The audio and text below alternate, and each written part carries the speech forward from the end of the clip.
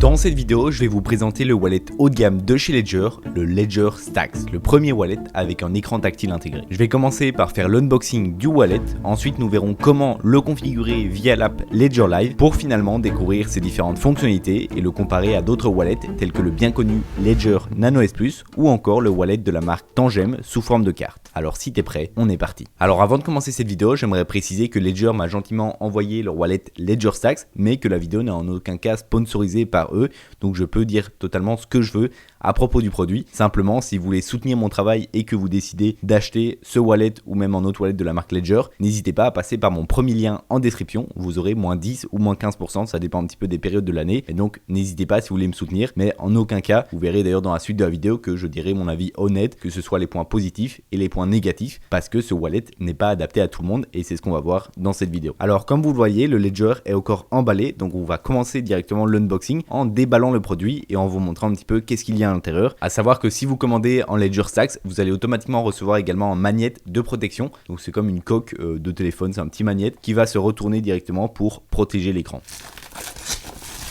Donc voilà, on a une boîte comme ça, sous la forme vraiment d'un livre, donc c'est une assez grosse boîte, c'est assez différent de ce qu'on a l'habitude de voir avec Ledger, parce que habituellement c'est des petites clés physiques comme ça, et donc c'est des emballages et des unboxings qui sont beaucoup plus petits, et donc dès qu'on ouvre la boîte, on a le Ledger qui est juste ici, en haut à droite, donc on va le prendre, et si on tourne la page, eh bien on a d'autres petits coffrets, on va voir ça étape par étape, et donc si je me concentre ici sur le Ledger Stax que je viens de prendre, eh bien il est très beau, c'est la première fois que je le vois, je le découvre avec vous, et donc on a une petite bandelette ici directement pour enlever la vitre de protection.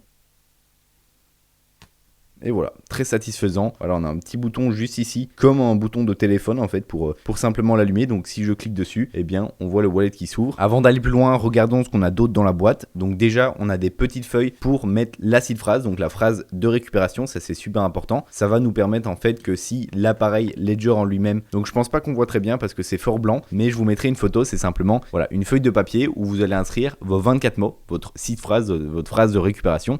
Et comme ça, s'il arrive quelque chose à votre device Ledger tout simplement, eh bien vous pourrez récupérer votre portefeuille avec ces 24 mots. Donc pour le coup, ça c'est quelque chose qu'il faut vraiment bien mettre en sécurité. Si vous savez pas forcément comment protéger au mieux votre seed phrase, il y a énormément de méthodes en fonction également de votre budget, parce que voilà, en wallet où vous avez 100$ dessus et en wallet où vous avez peut-être 1 million, ça va pas être les mêmes types de sécurisation. Donc n'hésitez pas à regarder, j'ai fait une vidéo juste ici où je montre plusieurs étapes. À la première qui va être de simplement mettre sur un petit bout de papier comme ceci, et ça peut aller plus loin comme par exemple avoir dans le coffre à la banque ou enterrer dans son jardin. Bref, il y a pas mal de choses possibles, donc n'hésitez pas à aller voir cette vidéo, c'est super important. Si vous ne savez pas comment sécuriser, c'est important de le savoir avant de mettre vos fonds directement sur la clé. Ensuite on a également un petit câble, donc ici je vois c'est un câble USB-C, donc c'est comme les câbles les plus courants maintenant sur les nouveaux iPhones ou sur la plupart des devices, donc comme la Nano S juste ici, c'est USB-C et c'est comme ça que vous allez pouvoir recharger le Ledger Stax et également le connecter à votre ordinateur. Donc on verra ça par la suite, et finalement vous avez pas mal de manuels sur l'utilisation, comment démarrer. Voilà, donc je vous conseille quand même de les lire, même si on va pas trop y regarder aujourd'hui. Je vais vous montrer dans la vidéo, dans la suite de cette vidéo, comment le configurer. Donc n'hésitez pas à rester jusqu'à la fin de cette vidéo. Ok, donc maintenant qu'on a vu tout ça, on peut directement installer la protection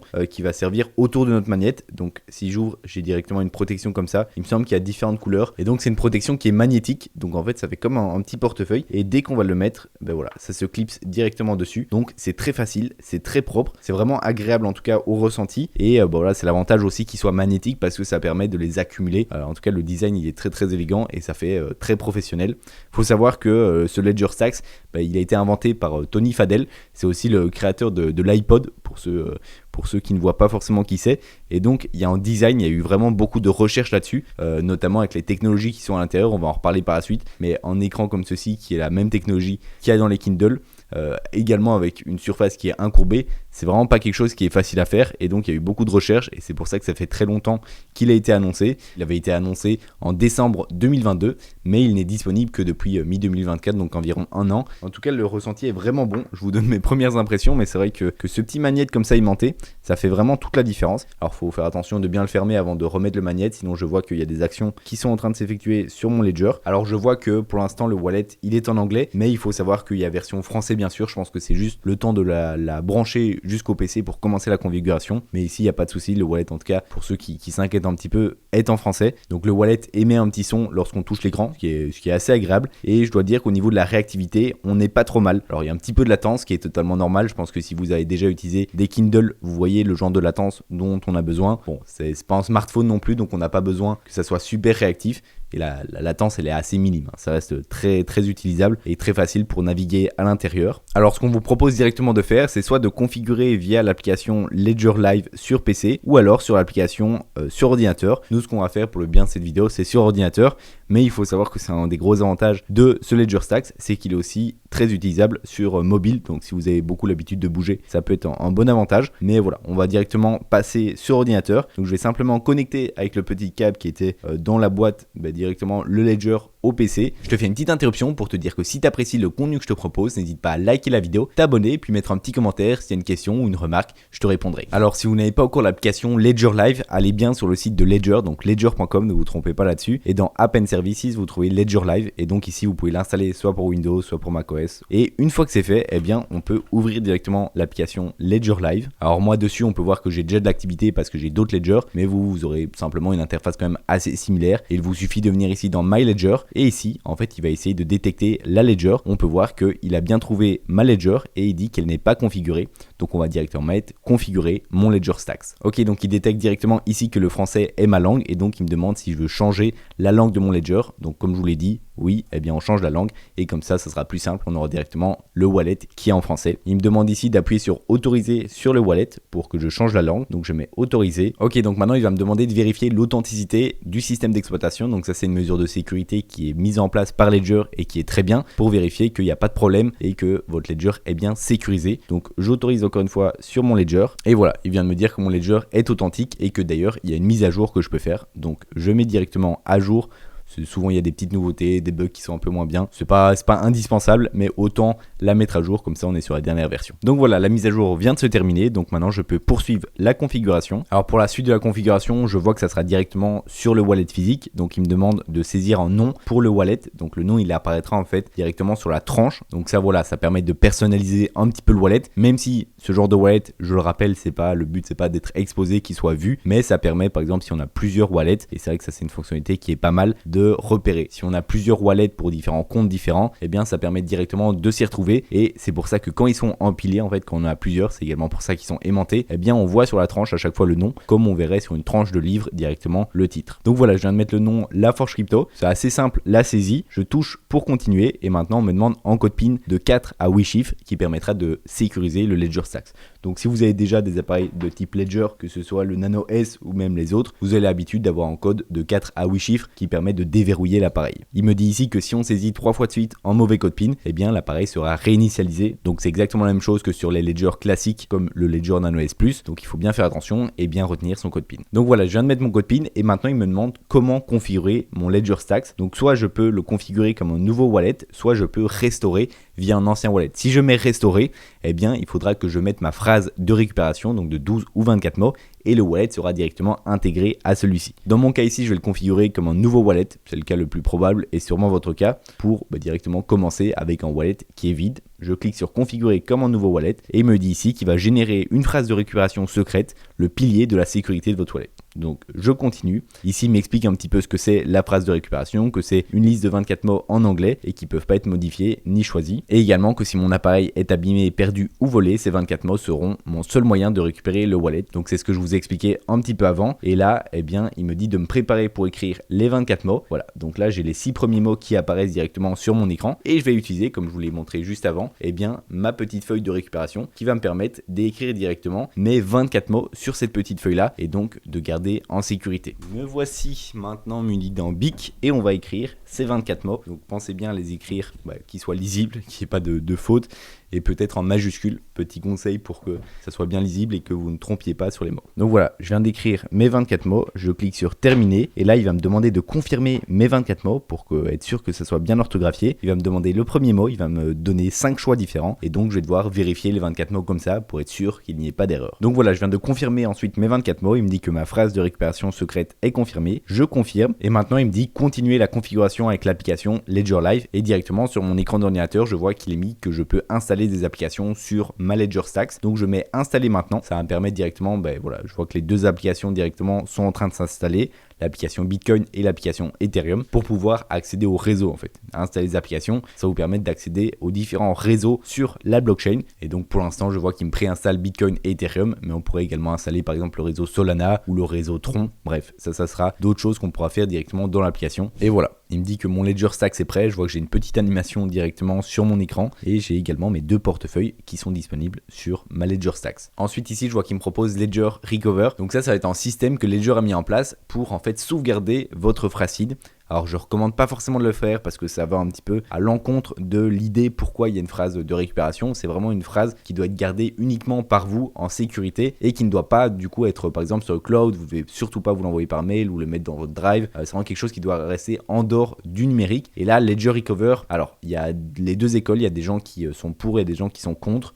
Moi, j'ai pas forcément d'avis dessus, simplement, je préfère sécuriser moi-même mes fonds et que même si, Ledger Recover, c'est normalement plusieurs entreprises dans différents data centers qui ont simplement des bouts de votre phrase de récupération. Et donc, même s'il y a un problème sur un des clouds, normalement, votre phrase ne sera pas impactée. Mais voilà, par sécurité, je préfère garder directement la phrase sur moi, surtout que c'est un abonnement en plus qui est à $10 par mois. Donc, forcément, moi, ça ne m'intéresse pas forcément. Je vais décliner en cliquant sur la petite croix. Et maintenant, il me dit que je peux utiliser mon Ledger Stacks pour soit transférer des actifs vers mon portefeuille, soit acheter des cryptos, soit personnaliser le fond d'écran ou encore m'abonner à Ledger Recover. Donc ici, on peut directement personnaliser le fond d'écran. C'est aussi l'avantage d'avoir une Ledger avec un écran comme ceci, c'est que je peux personnaliser mon fond d'écran et que donc comme ma Ledger n'est pas active, je vais avoir une image. Je peux mettre une image directement à partir de mon ordinateur où je choisis l'un de mes propres NFT et donc ça peut être aussi assez sympa. Ici par exemple, je viens de sélectionner une image de Satoshi Nakamoto et donc je peux directement la rogner ou la replacer pour qu'elle soit bien mise et je vais mettre confirmer le recadrage. Et donc voilà, maintenant j'ai mon fond d'écran personnalisé qui est mis sur ma Ledger, donc je peux vraiment mettre n'importe quelle image, donc ça c'est très sympa. Et donc maintenant je me retrouve sur la page habituelle de Ledger Live, j'ai toutes les différentes catégories ici à droite et j'ai mon wallet ici. Alors on peut voir qu'au niveau de la capacité, ça c'est un point qui est assez négatif, c'est qu'il a une capacité qui est moins grande que celle d'une Ledger Nano S Plus ou encore d'une Ledger Nano X. Parce que la Ledger Nano S Plus par exemple on est à 1.7 MO alors qu'ici pour le Stacks on est à seulement 1 MO, ce qui veut dire qu'on pourra avoir moins d'applications qui sont directement installées. On peut voir que ici simplement avec Bitcoin et Ethereum ça prend déjà peut-être un cinquième de la place. Alors ça veut dire qu'on pourra quand même installer entre 5 et 10 applications, ça dépend de la taille de chaque application. Donc c'est pas forcément quelque chose qui est très dérangeant. Je pense que pour la plupart vous n'avez pas besoin de plus de 10 applications différentes et dans tous les cas même si vous désinstallez une des applications vous n'allez pas perdre vos fonds. C'est simplement vos fonds qui ne seront pas accessibles via l'appareil mais ils seront toujours là dans la blockchain et il vous suffit de réinstaller l'application pour revoir vos fonds. Donc là-dessus c'est pas un très grand inconvénient mais je voulais quand même vous le signaler. Alors je vais pas forcément aller beaucoup plus loin dans la configuration, ça reste un appareil Ledger basique donc vous pouvez bien sûr créer des nouveaux comptes et donc avoir une adresse de dépôt pour ensuite transférer vos fonds, que ce soit depuis un exchange centralisé comme Binance, Coinbase, Bitget, etc. ou depuis un autre wallet. Ça, je vais pas forcément aller le voir dans le détail. J'ai fait plein d'autres vidéos, notamment sur Ledger, sur la Ledger Nano S Plus. J'ai fait un truc vraiment très très complet où je vais voir tout ce qu'il y a à l'intérieur de l'application Ledger Live. Donc n'hésite pas à aller la voir. Ici, je voulais vraiment te montrer la base de la configuration. Et maintenant, on va voir un petit peu tout ce qui est avantages et inconvénients et pour voir si ton profil est adapté à ce genre de wallet et également le comparer avec d'autres wallets sur le marché. Donc si on commence par les avantages, déjà il y a le fait que on est sur un design qui est vraiment très beau, très grand, avec un écran qui est tactile et qui fonctionne vraiment très bien en sachant que l'écran tactile, il fonctionne directement sur la puce sécurisée, ce qui est quelque chose qui n'est pas facile à faire et ce qui réduit fortement tout ce qui est hack parce que c'est vrai que rajouter un écran, ça peut augmenter le risque de hack. Dans ce cas-ci, non, on garde la sécurité et bien sûr, également, il faut savoir que c'est Ledger. Donc Ledger, ça reste quand même quelque chose de confiance, une marque qui installe depuis très longtemps, qui a fait ses preuves en termes de sécurité et qui a déjà vendu énormément de wallets sans avoir de soucis. Donc ça, c'est vraiment quelque chose qui est très très positif. Également, on a un affichage via l'écran bien sûr et donc ça nous permet que lorsqu'on fasse une transaction, on puisse voir les informations de la transaction, vers quelle adresse nos fonds vont aller. On peut faire un petit parallèle avec le hack de Bybit qu'il y a eu récemment. On peut faire un petit parallèle avec le hack de Bybit qui s'est passé récemment où en fait, les fonds ont été envoyés vers une mauvaise adresse parce qu'ils n'ont pas pu voir directement l'adresse vers laquelle ils envoyaient. Et donc le fait d'avoir un écran comme ça, contrairement à des cartes de type Ledger où on va pouvoir voir l'information mais sur l'application et donc il peut y avoir une perte de sécurité entre la carte et l'application en elle-même. Ici, étant donné que l'écran est directement sécurisé sur la puce du wallet, eh bien on a beaucoup moins ce risque de sécurité. Donc c'est vraiment un avantage pour moi de pouvoir voir et de manière aussi claire. C'est pas comme sur les petits écrans où c'est parfois un peu compliqué de voir l'adresse de destination, voir si toutes les informations sont bonnes. Ici on a vraiment une vision qui est claire et ça c'est quand même un bel avantage. Un autre avantage, c'est simplement le fait que ça s'intègre partout. Vous pouvez bien sûr connecter votre Ledger à MetaMask, à Rabby Wallet et du coup à l'intégralité de ce qui se passe en termes de DeFi et voilà, de connexion à la blockchain. Ça c'est vrai que ça reste un point qui est assez basique, qui est le cas sur la plupart des wallets, mais je tenais quand même à le spécifier parce que parfois ça peut être plus compliqué si par exemple on doit passer par Wallet Connect ou par des services tiers. Ici c'est sûr que Ledger on peut directement le connecter à MetaMask. Ensuite on a une batterie très longue durée et ça c'est vraiment bien pour avoir testé des appareils, notamment le Ledger Nano X qui était également sous batterie. Eh bien ils avaient une batterie qui était quand même beaucoup plus faible et c'est quand même embêtant quand tu dois signer ta transaction et que tu n'as plus de batterie sur ton wallet, surtout si tu es en déplacement, si tu n'as pas forcément les câbles avec toi. Ici, étant donné qu'on est sur la technologie E-Link, donc c'est exactement la même technologie que sur les Kindle si vous en avez déjà utilisé, c'est vraiment une technologie qui permet que s'il n'y a pas de mouvement, si l'image ne bouge pas, eh bien ça va pas consommer de batterie. Ce qui permet d'avoir également une image comme ça en fond sans que ça consomme de batterie. Et donc ça permet vraiment d'être très économe en termes de batterie. On a également une petite indication sur la batterie restante sur la tranche de l'appareil. Et d'ailleurs, Ledger indique une utilisation jusqu'à 10 heures avec une seule batterie. Donc 10 heures d'utilisation, il faut déjà y aller. Ça tient plusieurs semaines sans aucun souci. Donc ça, c'est vraiment un point positif. Et enfin, dernier avantage, c'est sa facilité d'utilisation sur téléphone, contrairement à d'autres wallets de la marque Ledger, comme le Nano S Plus, où ça va pas être possible, ça va uniquement être par câble et donc sur ordinateur. Là, c'est vrai que c'est quand même assez simple de pouvoir accéder directement et signer des transactions depuis son téléphone en Bluetooth. Donc si vous êtes en déplacement, si vous utilisez beaucoup votre portefeuille sur téléphone, c'est vrai que ça c'est un gros avantage et c'est pour ça que ça va dépendre un petit peu de votre profil. D'ailleurs on y reviendra à la fin pour répondre à cette question de pour qui ce wallet a été conçu. Maintenant passons au niveau des inconvénients parce qu'il y en a également et c'est important de les souligner. La première inconvénient que moi je vois, c'est au niveau du Ledger Live. Pour moi, l'application Ledger Live n'est pas la plus intuitive en ce qui concerne les débutants. Alors vous allez pouvoir vous y retrouver sans souci dès que vous allez connaître un petit peu, mais il y a d'autres wallets, notamment la marque Tangem, qui pour moi fait beaucoup mieux, surtout sur téléphone en fait. Sur téléphone, c'est vrai que ça va être beaucoup plus simple d'utiliser en wallet Tangem, simplement en mettant la carte à l'arrière avec un design qui est vraiment conçu pour des gens qui n'ont pas forcément l'habitude d'utiliser des wallets, alors que l'application Ledger Live pour moi est quand même un petit peu plus compliquée. Ça reste en détail, faut pas se focaliser là-dessus, vous allez forcément vous habituer, mais pour moi c'est le ressenti que j'en ai. Deuxième inconvénient, c'est également que le wallet est quand même assez fragile. Même si on sent que ça fait très pro, eh bien c'est des éléments qui restent quand même fragiles et c'est pour ça également qu'il nous envoie une petite housse de protection comme ceci, parce que sans ça, si votre wallet tombe, il risque de se casser assez facilement. Donc ça c'est vrai que c'est quelque chose d'assez important. C'est pas le genre de wallet que vous allez emmener partout, pas comme les clés Ledger où on a l'habitude de les mettre un peu partout, il y a en plus une petite protection, elles peuvent tomber un peu n'importe où, elles continueront de résister et c'est encore plus le cas pour les wallets Tangem parce que c'est des cartes, vous pouvez les mettre dans l'eau, vous pouvez les mettre dans le feu, c'est super résistant. Donc c'est vrai qu'au niveau de la résistance, ça reste un inconvénient à voir dans quel cas vous l'utilisez et donc selon moi c'est plus destiné à rester à la maison, peut-être sur une étagère. Autre inconvénient c'est au niveau de la mémoire, donc je vous en ai parlé avant, je vais pas me réétaler là-dessus, mais c'est vrai qu'il y a moins de mémoire que le Ledger Nano S Plus ou encore que le Ledger Nano X. Il y a donc un petit peu moins de place pour installer des applications, mais pour la plupart des gens, ça restera très correct avec entre 5 et 10 applications possibles. Autre inconvénient, c'est au niveau de la luminosité de l'écran. C'est pas un écran qui est rétroéclairé, contrairement à certaines Kindle où il va y avoir un rétroéclairage et donc même si vous êtes dans le noir, vous allez pouvoir voir votre écran. Ici, il faut quand même être dans des conditions où vous voyez bien et vous voyez une certaine luminosité parce que si vous êtes dans le noir, vous verrez très peu. Donc c'est un petit inconvénient, le fait qu'il n'y ait pas de rétroéclairage, mais ça permet également d'avoir une plus grosse autonomie. Je pense que vous signez pas souvent vos transactions dans le noir, mais c'est important de le spécifier. Et enfin, dernier inconvénient, et pour moi c'est le plus important, c'est son prix. Son prix c'est tout simplement 400 €, 399, donc c'est vrai que ça reste un prix qui est quand même très élevé. Ça reste un produit haut de gamme, je pense qu'il n'est pas destiné à tout le monde, mais voilà, comparé à d'autres wallets comme le Nano S Plus qui est seulement à 79 € ou encore les cartes Tangem qui sont autour des 60-70 €, c'est vrai que ça fait une grosse différence de prix. Maintenant, si on vient un petit peu au niveau des comparaisons, alors ici on a un écran tactile alors que sur la plupart des autres wallets non. Pour moi c'est plus un wallet qui va être adapté aux entreprises ou aux très gros portefeuilles. Ça va être très intéressant si vous avez plusieurs portefeuilles et donc vous allez pouvoir les empiler et voir directement sur la bordure le nom du portefeuille. Maintenant selon selon moi, pour la plupart des profils, le Ledger Nano S Plus fera bien l'affaire. Si vous devez choisir entre les deux, ça dépend vraiment de votre wallet, de votre cas d'utilisation, mais ça va être aussi sécurisé que le Stax. L'un n'est pas plus sécurisé que l'autre, c'est simplement adapté en fonction de deux profils différents. Le Ledger Nano S Plus va être adapté pour la plupart des profils qui ont une utilisation sur PC, parce que là c'est sûr que vous n'aurez pas l'utilisation sur téléphone, alors qu'avec le Ledger Stax, vous aurez une utilisation plus professionnelle et également une possibilité d'interagir directement avec votre téléphone. Et enfin, si vous êtes plus débutant, pour moi c'est un troisième type de profil, à ce moment-là les cartes tangem seront plus adaptées, parce que ça va être des wallets qui sont beaucoup plus faits pour les débutants et qui vont vous permettre d'avoir une interface très facile, également utilisable sur le téléphone. Donc voilà, vous avez un petit peu mon avis. Pour moi, Ledger Nano S Plus, c'est mon favori. Ensuite, carte tangem si vous êtes débutant. Et enfin, si vous avez un profil qui est quand même plus entreprise ou gros portefeuille, à ce moment-là, vous pouvez vous retourner vers des Ledger Stax. Mais personnellement, ça ne serait pas mon premier choix. Donc voilà, c'est tout pour cette vidéo. J'espère que tu en auras appris un peu plus sur les Ledger Stax. Et n'hésite pas à regarder cette vidéo qui est tout simplement en comparatif entre différents wallets. Si tu n'es pas encore sûr, si tu hésites entre différentes marques et également entre les différents appareils Ledger, n'hésite pas à regarder cette vidéo. Et moi, je te dis à la prochaine. Ciao!